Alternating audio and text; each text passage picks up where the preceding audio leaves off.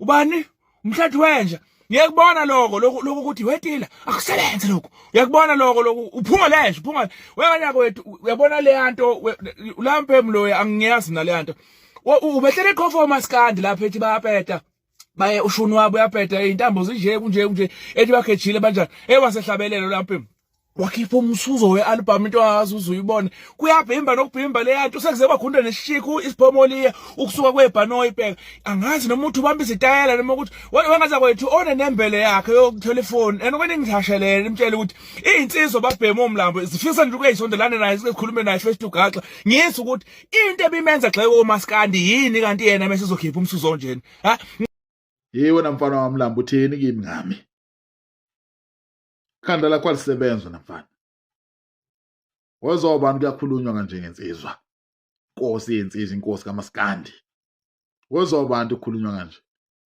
yabo nje mfana into engizoyenza mina ngizovela ngikushaye ngikubize ngombhemo wena umfana ngizovela ngikushaye nje nginabise nje ngenduku ngoba amehlo akho kanje yabona into engekho waqondisa lamehlo ubone kahle ulalele kahle le album mfana wami iyashisa. Yes, iyashisa mfana kumele ukujwayele lokho. Uma bengakutsheli iyashisa mfana. Hamba uyolalela ingoma lapha.